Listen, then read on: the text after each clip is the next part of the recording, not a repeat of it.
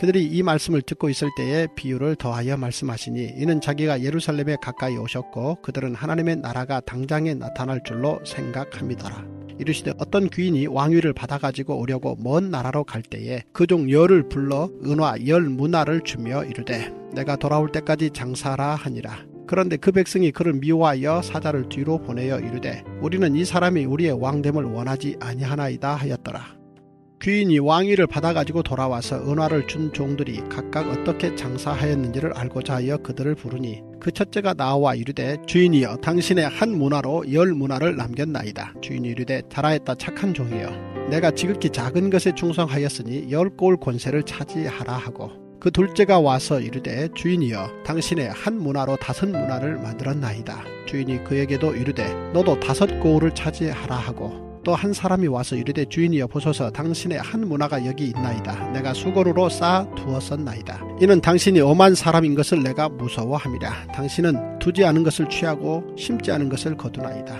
주인이 이르되 악한 종아 내가 내 말로 너를 심판하노니 너는 내가 두지 않은 것을 취하고 심지 않은 것을 거두는 엄한 사람인 줄로 알았느냐. 그러면 어찌하여 내 돈을 은행에 맡기지 아니하였느냐. 그리하였으면 내가 와서 그 이자와 함께 그 돈을 찾았으리라 하고 곁에 섰는 자들에게 이르되 그 한 문화를 빼앗아 10문화 있는 자에게 주라 하니 그들이 이르되 주여 그에게 이미 10문화가 있나이다. 주인이 이르되 내가 너희에게 말하노니 무릇 있는 자는 받겠고 없는 자는 그 있는 것도 빼앗기리라. 그리고 내가 왕됨을 원하지 아니하던 저 원수들을 이리로 끌어다가 내 앞에서 죽이라 하였느니라.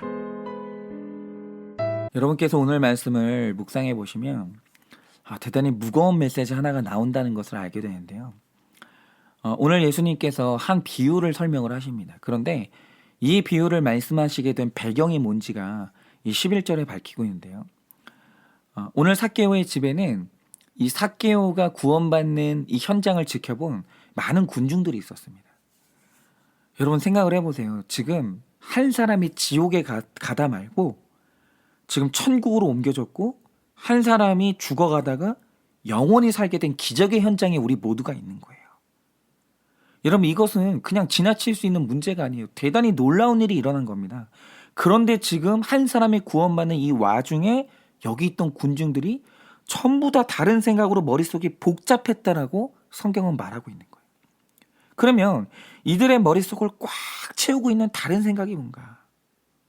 여러분 오늘 말씀이 기록된 시점은 이제 예수님께서 구원의 완성을 위해 예루살렘 입성을 직전에 두고 있는 시점입니다.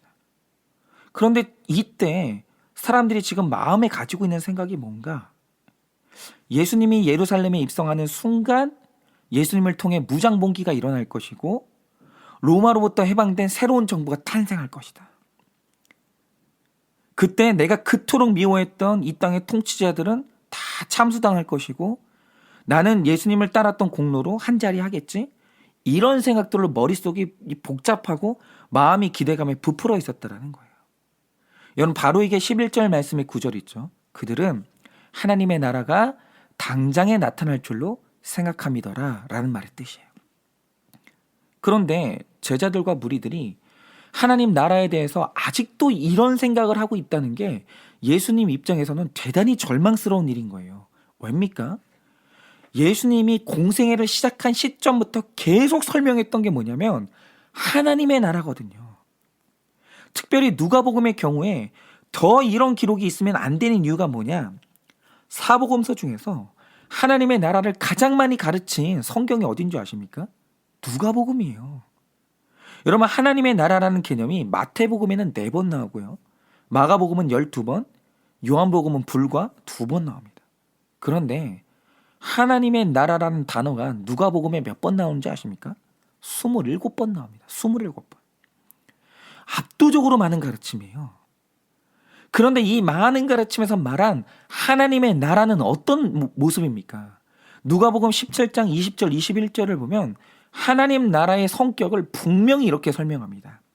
하나님의 나라는 볼 수 있게 임하는 것이 아니요. 또 여기 있다 저기 있다고도 못하리니 하나님의 나라는 너희 안에 있느니라. 여러분 뭡니까? 하나님의 나라는 보이는 이 땅에 이 물리적인 땅에 펼쳐지는 나라가 아니라는 거예요. 하나님의 영토는 우리 마음이라고 분명히 말씀하시는 거예요. 그런데 이제 곧 있으면 예수님은 자기 공생애를 끝내야 돼요.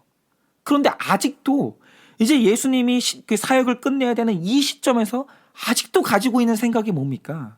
하나님 나라가 당장에 내 눈앞에 나타날 거라고 아직도 그렇게 믿고 있는 거예요. 여러분, 그러면 제가 하나 여쭤볼게요. 자, 다시 말씀드리지만 예수님은 누가복음 내내 하나님의 나라가 뭔지 압도적으로 많은 가르침을 주셨고 그것도 선명하게 가르치셨어요. 그런데 아직도 이 무리들은 하나님 나라에 대해서 예수님과 다른 생각을 가지고 있다는 거죠. 그러면 이게 뭘 뜻할까요? 저는 이게 대단히 무서운 메시지를 가지고 있다고 생각하는데요. 자, 만약에 이들에게 말씀이 없었다고 하죠. 그래서 하나님의 나라를 상상할 때 당장에 들은 말씀이 없으니까 내가 받고 보고 있는 것들 중에서 하나님의 나라를 취해야 되는 거예요. 그럴 때 우리는 이걸 무지라고 부르는 거죠. 그렇죠. 하나님 나라가 무엇인지에 대해서 들은 말씀이 없는데 그들은 그 나라를 뭐라고 상상하겠어요? 뭐 미국으로 생각하거나 중국으로 생각하거나 뭐 이런 식으로 이 땅에 있는 어느 나라의 이미지를 가져올 수밖에 없는 거죠. 그런데 들은 말씀이 있었다고 하죠. 그래, 그 말씀이 충분했어요. 그런데도 하나님의 나라를 그 가르침과 다르게 생각한다는 거죠. 여러분, 그때는 이거를 무지라고 부르는 게 아니라 하나님을 반대한다고 말해야 되는 거예요. 다시 말해, 지금 예수님 주변에 있는 사람들이 누굽니까? 제자들이고 따르는 무리들이고 바리새인 무리예요. 그런데 지금 이들은 예수님이 세우고자 하는 나라를 반대하고 있는 거예요. 여러분, 오늘 말씀의 주제는 하나님 나라를 모르고 하나님 나라 바깥에 있는 불신자를 말하는 게 아닙니다. 지금 예수님이 세우고자 하는 나라를 듣고 그 말씀에 반대하고 있는 신자들을 향한 말씀이 오늘 말씀이에요. 그래서 오늘 본문에 비유가 나오는데요. 여러분, 12절을 보면 이제 어떤 사정인지는 모르겠지만 한 귀인이 왕이 될 사람으로 지명을 받았어요. 그런데 14절을 보면 어떤 사람들이 등장합니까? 이 사람이 왕이 되는 걸 반대하는 무리가 등장을 해요. 그러면 이 백성들이 귀인이 왕이 되는 걸 왜 반대하고 있을까요? 보세요. 본문을 보면 이 백성들은 이미 그 전부터 이 귀인을 미워하고 있었다라고 얘기를 해요. 이게 뭘 의미합니까? 그들이 구체적으로 귀인의 무엇을 미워했는지는 모르겠지만 중요한 건 뭐냐? 그들이 귀인의 생활 방식을 미워했을 수도 있고 평소에 그가 주장하는 가치관을 미워했을 수도 있고 그의 사상을 미워했을 수도 있어요. 그런데 중요한 건 뭐냐면 이들은 이전부터 귀인을 미워하고 있었다라는 거예요. 귀인을 모르는데 미워할 수는 없는 거예요.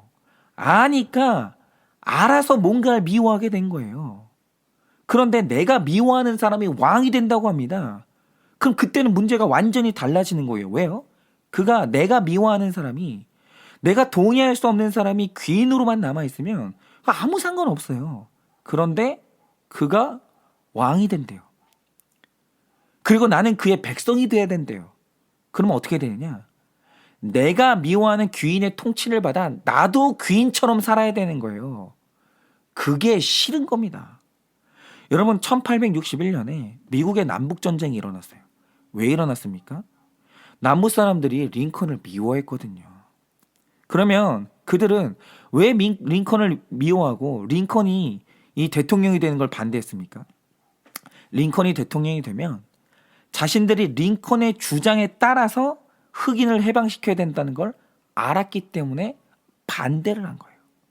여러분, 바로 이겁니다. 반대라는 것은 링컨의 삶과 가르침을 모르는 사람이 반대할 수는 없는 거고 그와 상관이 없는 사람이 반대할 필요가 없는 거예요. 언제나 미워하고 반대하는 것은 알아야 되는 것이고 그와 상관이 있는 사람이 하는 게 반대인 거예요. 여러분, 바로 이겁니다. 오늘 이 무리들이 예수님께 하나님 나라가 뭔지를 들었어요. 그런데 아직도 하나님 나라를 예수님의 가르침대로 생각하지 않는 거예요. 왜죠? 이건 무지가 아니에요. 들었는데 가만히 들어보니까 예수님이 세우고자 하는 나라가 싫은 거예요. 그분이 통치해서 우리는 하나님의 나라에 사는 사람은 이렇게 살아야 된다라고 말씀하시는데 그렇게 사는 게 싫은 거예요. 여러분, 베드로가 왜 예수님의 죽음을 막았겠습니까? 들은 말씀이 없어서가 아니에요. 들어봤더니 싫은 거예요. 싫어서 반대하는 겁니다. 여러분, 말씀에 무지한 사람은 다 교회 바깥에 있어요. 그들은 불신자고 예수님과 상관이 없는 사람이에요. 세상에는 분명히 그런 부류가 있어요. 그런데 그럼 교회 안에는 누가 있습니까? 여러분, 교회 안에는 전부 예수님 따르는 자들만 있습니까? 다시 말해, 여러분, 예수님에게 12제자가 있었습니다. 여러분, 12제자 안에 전부 예수님 사랑하고 따르는 사람만 있었습니까? 아니죠. 여러분, 제자 안에 가룟 유다가 있었어요. 여러분, 그래서 교회 안에 머물고 있다고 다 구원받는 게 아니라는 거예요. 왜요? 반대자는 교회와 상관 있는 사람들이고 말씀을 알아야 반대하기 때문이에요. 그러니까 오늘 말씀에 종들을 보세요. 오늘 이 귀인이 왕위를 받기 위해 떠나는데 떠나기 전에 종 10명을 불러다가 자기 한 문화씩 주고는 이걸로 내 뜻대로 장사를 해보라고 합니다. 그럼 이 주인이 의도하는 게 뭘까? 자, 이제 귀인은 떠날 때는 귀인으로 떠나지만 돌아올 때는 왕으로 돌아와요. 그러면 왕으로 돌아왔을 때 귀인의 뜻대로 사는 건 선택사항이 아니에요. 싫든 좋든 다 그의 뜻대로 살아야 되는 게 법이고 의무예요. 만약 그게 싫은 사람은 합법적으로 그가 통치하는 나라에서 쫓겨나는 거예요. 그런데 지금 이 귀인은 왕이 되기 전에 자기 돈을 주면서 이걸로 한번 내 뜻대로 살아보지 않겠냐라고 하는 거예요. 여러분, 이게 뭘 의미합니까? 내가 왕이 돼서 그렇게 살아야 되는 게 의무가 되는 날이 오기 전에 자발적으로 내 뜻에 동의하고 나와 함께하는 사람이 누군지를 보겠다는 거예요. 그리고 그에게 장차 내 나라의 중요한 역할을 맡기겠다는 거죠. 그런데 보세요. 여러분, 종이라고 하면 주인의 의도를 가장 잘 아는 사람들이잖아요. 주인과 먹고 자고 함께 생활해 본 사람이잖아요. 그래서 너무 잘 알았기 때문에 주인의 뜻대로 문화를 잘 사용했고 결국 이익을 남긴 종들이 있었어요. 그런데 한 종은 그걸 은행에 맡겨서 이자라도 남겨온 게 아니라 그걸 수건에 싸서 그대로 한 문화를 가져왔어요. 이건 뭐냐면 지금 이 종이 주인을 반대하는 거예요. 그런데 이 비유에서 중요한 건 얼마를 남겼냐, 그리고 남기지 못한 종은 왜 못 남겼냐, 이게 아니에요. 이 비유에서 말하고 싶은 건 주인의 뜻에 반대하는 사람이 귀인의 집 바깥에 있는 사람이 아니라는 거예요. 주인을 아니까 반대하는 사람이 있다는 거예요. 여러분, 오늘 말씀의 주제는 예수님의 반대자가 예수님과 그 말씀을 아는 사람이 반대자가 된다라는 얘기를 하고 싶으신 거예요. 여러분, 이번에 그 한 교회에서 코로나19 확진자가 나오는 바람에 교회가 다시 사회의 지탄을 받고 있습니다. 그래서 제가 확진자가 나온 교회 기사를 읽고 그 밑에 이제 댓글을 한번 읽어봤어요. 그런데 그 글들의 내용이 얼마나 아픈지 컴퓨터를 끄고 잠자리에 누워도 그게 잊혀지지가 않더라고요. 너무 아파가지고. 그런데 제가 왜 유독 그 글들이 가슴 아팠냐면 이 대부분의 내용이 이 목회자에 대한 실망과 분노였기 때문이에요. 그러니까 이분들이 목회자를 모르는 사람들이 아닌 거예요. 그러니까 누군가는 목사랑 만나봤고 목사랑 신앙생활을 해본 사람들도 있고, 그러니까 목사를 대해본 사람들인 거예요. 그런데 그들 중에 누군가는 목사로부터 상처를 받은 거죠. 그런데 그 글들을 읽다가 제가 이제 무슨 생각을 하게 됐냐면, 물론 하나님이 왕으로 오시기 전엔 이 말세의 시대에 하나님 말씀대로 자발적으로 살아보겠다고 애쓰는 목사님들이 정말 많아요. 그리고 아무리 기독교에 대해 안티인 사람들도 진짜 목회자를 만나고 진짜 제자를 만나면 감동해요. 그들도 그런 목사님들을 욕하는 게 아닙니다. 그런데 목회자에게 상처받았다는 그 수많은 글들을 보면서 제가 깨달은 게 뭐냐면, 말씀을 배운 목자라서 더 신실하게 열매를 남기고 있는 종도 존재하지만, 말씀을 알기 때문에 그 말씀에 반대하며 살아가고 있는 목사들도 있겠구나. 지금 어딘가에 그 목사가 존재한다 라는 걸 깨닫게 된 거예요. 그리고 하나님 나라와 말씀에 반대하는 그 반대자가 내 안에도 있겠구나. 이걸 깨닫게 된 겁니다.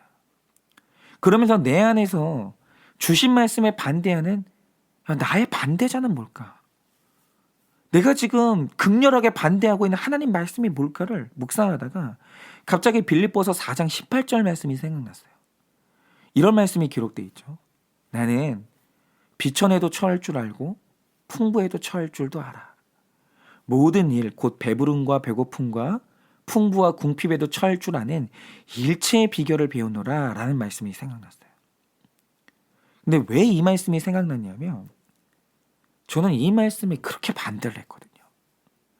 바울 선생님은 신자는 비천함 속에서도 천국을 살아낼 줄 알아야 되고, 궁핍 속에서도 하나님이 주시는 그 기쁨을 유지할 줄 아는 일체의 비결을 배워야 된다고 말씀을 하시는데, 저에게 비천함, 특별히 경제적인 궁핍은 지옥이었거든요. 동의가 안 되는 거예요. 하나님이 야, 궁핍 속에서도 살아봐야 돼. 야, 비천함 속에서도 하나님의 나라가 있어. 이렇게 말씀을 하시는데 저는 그게 동의가 안 되는 거예요. 왜 하나님 그런 방식을 쓰셔야 됩니까? 주님, 왜 믿는 사람은 이 세상 거 누리면 안 됩니까? 아니, 왜 만들어 놓고 못 누리게 하십니까? 그러니까 이게 너무 격렬하게 저항을 하고 살았어요. 그래서 저는 궁핍에도 처할 줄 알아야 된다, 비천함에도 처할 줄 알아야 된다는 하나님 말씀에 싫었거든요. 전 반대했어요. 그래서 제 목표가 뭐냐? 궁핍과 그리고 비천함을 싫어하는 제가 사업가가 된 게 아니라 궁핍과 그 비천함을 싫어하는데 목사가 됐어요. 그럼 보세요. 이 말씀에 반대하는 사람이 목사가 됐으면 그 목사의 소원이 뭐겠어요? 대형교회 목사 되는 거예요. 그거 말고 다른 건 없는 거예요. 그러니까 저는 뭐냐면, 만약에 제가 대형교회 목사가 된다고 하면 말씀에 반대하는 대형교회 목사가 되는 거예요. 섬찟하지 않습니까? 지금도 저는 이게 숙제예요. 나는 내 죄를 보는 데까지는 성공했는데, 그럼 나는 비천함 속에서도 감사의 열 문화를 남길 수가 있겠는가? 나는 궁핍 속에서 순종의 5 문화를 남길 수 있겠는가? 나는 비천함 속에서 열등감과 원망으로 하나님을 비난하는 종이 아닌가? 그런데 지금도 묵상을 해보면 제 안에 말씀을 알아서 제가 반대하는 말씀이 있다라는 거예요. 이 한 명의 종, 이 말씀에 반대하는 한 명의 종이 지금 내 안에 있다는 걸 깨닫게 되는 거예요. 여러분, 오늘 이 말씀을 이 아침에 말씀을 켜서 듣는 분들이라면, 여러분, 말씀을 모르는 분은 아무도 없습니다. 그러면 이 말씀을 듣는 분들은 지금 둘 중에 하나예요. 맡겨진 말씀의 문화에 대해서 순종함으로 열매를 남기는 제자들 분명히 있습니다. 있죠. 그런데 지금 이 말씀이 맡겨지고 있는데, 맡겨진 말씀 중에 도저히 동의할 수 없고 반대할 수밖에 없는 이 말씀이 있는 분들이 있다라는 거예요. 여러분, 그래서 오늘 간절히 좀 제가 이제 권면드리는 건 뭐냐면, 여러분, 저도 그렇고 이 말씀을 듣는 모든 분들이 말씀에 대해서 반대하는 것이 아니라 회개하는 인생이 되기를 원해요. 여러분, 들은 말씀대로 다 살지 못할 수 있죠. 여러분, 들은 말씀이 내 마음을 힘들게 할 수 있어요. 그런데 하나님이 틀린 게 아니거든요. 그러므로 여러분, 우리는 하나님의 말씀을 들을 때 반대하는 사람이 아니라, 주님, 제가 틀렸으니 주님 말씀대로 열매를 남기는 인생 살게 해달라고 그렇게 돌이키고 기도할 수 있는 것이 회개라는 거예요. 여러분, 오늘 하루 내 안에 말씀을 반대하는 내 안의 반대자를 깨달으시기를 원해요. 그리고 여러분은 반대자가 되지 말고 회개하는 사람이 되시기를 원합니다. 그래서 우리 모두가 오늘 정말 주님께 칭찬받는 종으로 이 하루를 살아낼 수 있기를 예수님의 이름으로 축원을 드립니다.